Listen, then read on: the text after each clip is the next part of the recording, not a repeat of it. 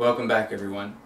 So today I wanted to give you a couple of quick updates on the house and talk to you about the game room and some things that I've changed, some decisions I've made, and those sorts of things. Unfortunately, I haven't had a whole lot of time for gaming lately, and I haven't really had a whole lot of time to work on the house either, but I've just sort of been chipping away at it as I can. So I suppose, before we get started, I'll tell you sort of the gist of everything and why I've done what I've done. Essentially, I've moved everything that I use on a regular basis, things that I use all the time, to the top floor of the house. And on the bottom floor, there's going to be like a little exercise, workout area, guest room, storage, that kind of stuff. So basically, I think it's just going to be easier to have all the stuff that I need on a regular basis upstairs and easily accessible. So I guess without any further rambling, or at least we can ramble and look at things at the same time. You don't just have to stare at me all the time. So the room that we're in right now, the office, is pretty much exactly the same as it was in the last video that you saw. Sorry, I'm trying to get this camera together here. So, everything's here, my horns are here, electronics, all that kind of stuff. And the bedroom is essentially the same as it was before. I don't think this exercise bike was in here before, but like I said, it's going downstairs in the exercise area. So there's that.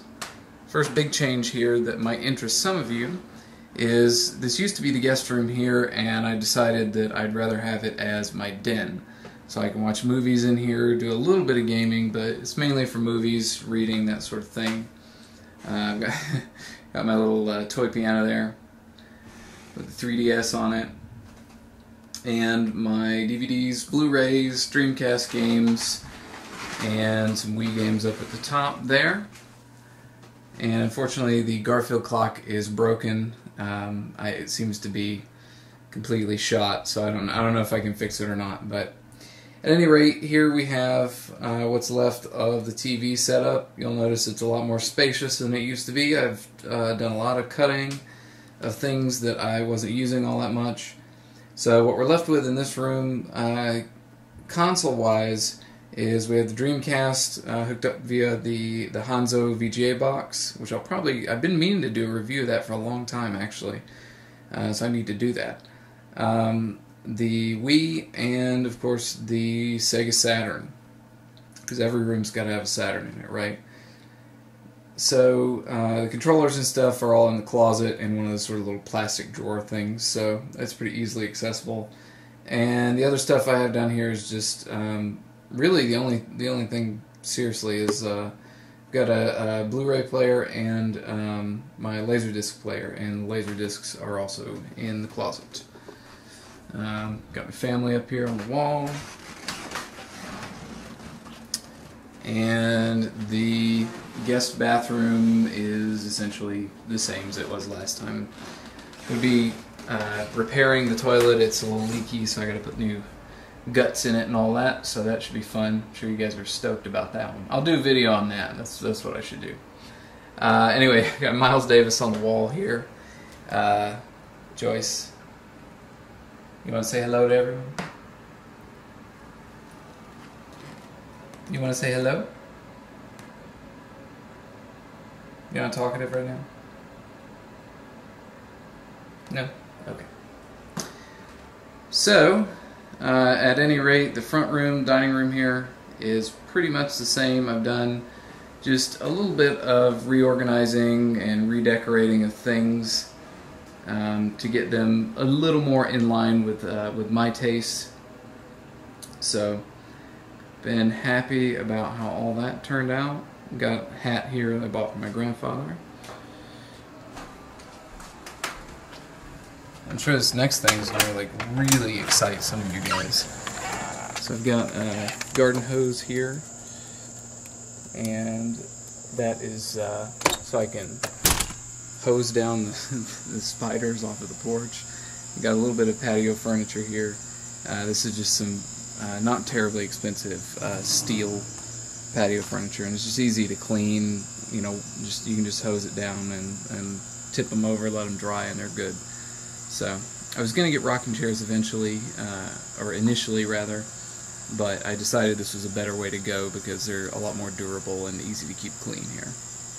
And got some flowers, of course, and apparently I have a package from the Art of Shaving, so it looks like I will continue to be clean shaven.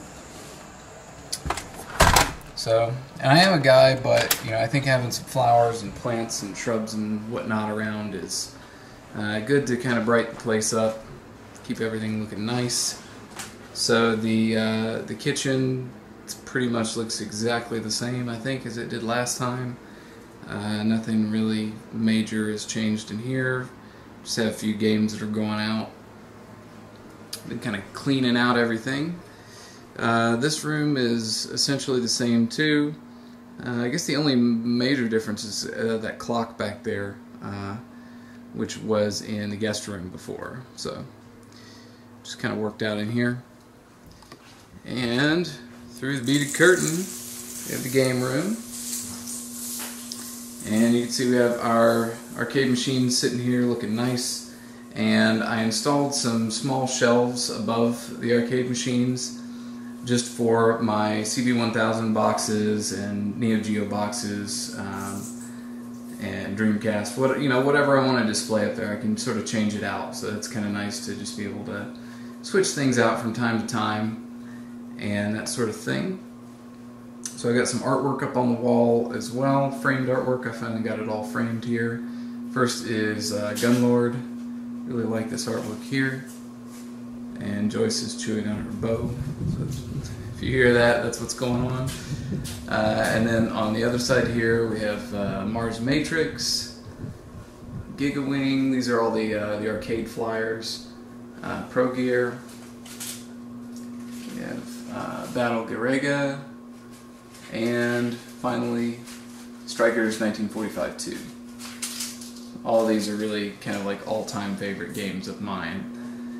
And then over in the corner here we have another poster I bought recently, and that is the Dodonpachi Daifukatsu poster. And this one I really like. A lot of these Dodonpachi posters and cave stuff in general is just covered in pubescent girls, and I just don't get it. I really don't get it. So, I guess the next big thing is the pinball machine. And this is Pinbot made by Williams. And this one's in pretty good shape. Needs a little bit of cleaning and that sort of thing, but I guess I could turn it on.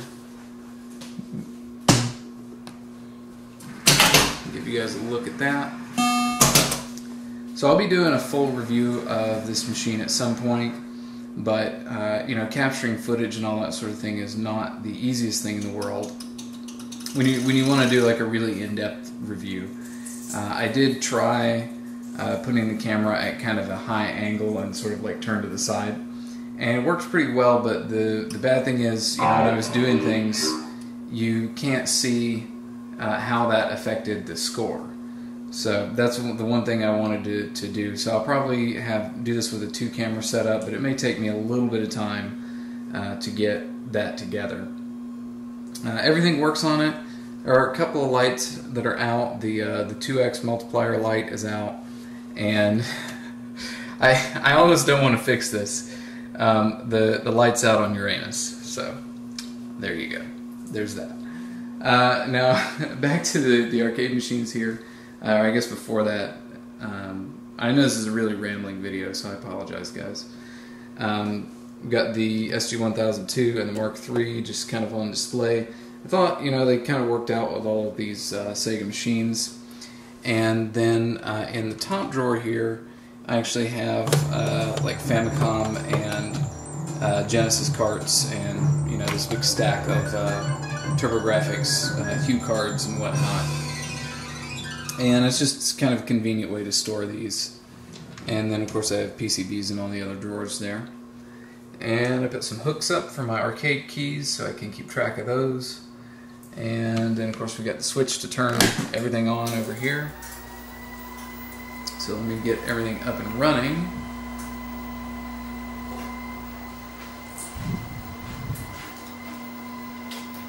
Apologize, you'll have to give me just a second here to get all this stuff working.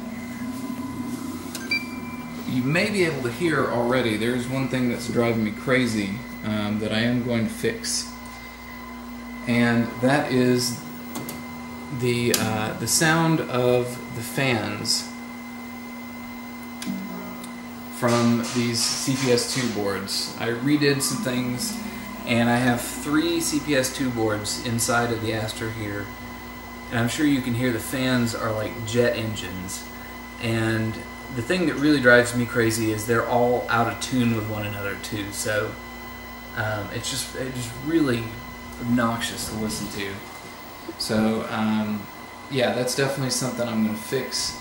I'm going to install some very low noise fans in those, and they call them silent fans. Of course they're not really silent because there is no such thing as a silent fan, but they're as close to silent as you can possibly get.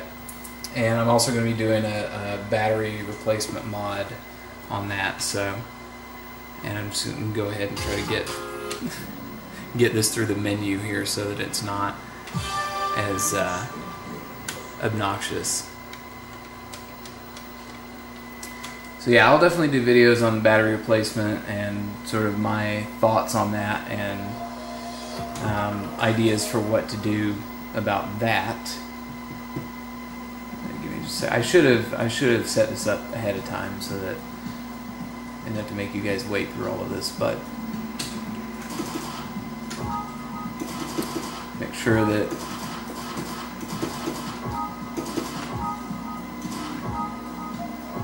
okay.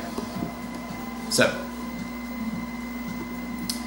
I also put some shelves in between the net and the Arrow, or the Arrow, the Astra, and I have my MVS 1 slot hooked up to the Astra there. That's what Gunward's playing on right now. And then I have the Dreamcast hooked up to the Net City here. The Saturn is also hooked up to the Astra. And then it's kind of hard to see down here. I guess Pinbot has something to say. Hopefully you can still hear me. Down here it's a little hard to see, but I've got my Xbox 360 down here. And that's also hooked up to the Net City. And then there's an empty shelf, and that's where my DVD recorder is going to go. So that's all set up and good to go. The other thing I really liked about this setup is I installed some LED accent lighting behind the machines here, and right now I have it set to just cycle through the colors sort of smoothly, and it's a little hard on my camera to see how well this is coming across on the video. It's also probably not quite dark enough for you to be able to see it all that well, but I guess you'll just have to take my word for it that it looks good. And I've seen a lot of people do LED accent lighting like this before, and especially I think with the candy cabs, I think it makes everything look nice and sleek, as they should. So anyway, hopefully, like I said, hopefully you guys can kind of catch a glimpse of what that looks like. The other thing, I have left a space here. This stuff's just sitting here for the moment, but the wine cabinet that's here is about the same width of another pinball machine, should I choose to get one. I did get this one from the Asheville Pinball Museum. It's a local place. The owner actually delivered it himself, and I talked to him a little bit about maybe doing some videos for the channel, and he was very open to it. So I'm going to definitely be going over there and talking to them a bit. But he also said he might have a Bride of Pinbot coming in a couple months, so you never know, may get another one. We'll see. And then this looks a little funny right now, but these stools here, if there's another pinball machine, I'll just move this other one over so that they're just up next to it. And this is going to be sort of my main retro gaming setup here. It's my Sony PDM monitor and 2 KRK Rocket 5s, And those are studio monitor speakers. I wouldn't necessarily recommend using them as studio monitors. They tend to be a bit bass heavy, but they're great for gaming. And then I've just got this little thing over here with all my consoles that I have left. That is the PC Engine. We've got our North American Saturn, because again, you can never have too many Saturns. TurboGrafx 16, my two PS1s. This is a Japanese Master System, but it's got the little thing on the back so you can play the North American and European games too. And this is Super Nintendo, obviously, Sega Genesis, Sega CD, 32X, and my top-loading Famicom. And I do have an adapter to play NES games on that as well. And yeah, and then there's a DVD recorder down there.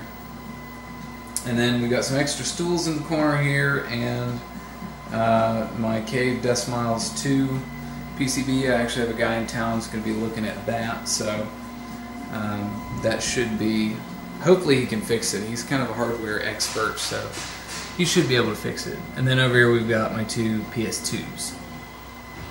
I also ordered a stool, actually two stools for the Arrow that are a little bit, not sure how well you can see this, but they're a little bit taller than the other ones, and they fit a little bit better under it. The other ones are definitely too short, especially if you're playing shoot 'em ups and you need to be able to see well. You don't want to be too low. So I got these taller ones. I thought I'd ordered two backs, but apparently I only ordered one, because what I was going to do is just leave one stool at each machine, and all of them have backs on them because it's a little more comfortable that way. And then if I have a bunch of people over and you know we're doing all kinds of multiplayer gaming and stuff, you know, there's always the extra stools over here. So that's not really a problem.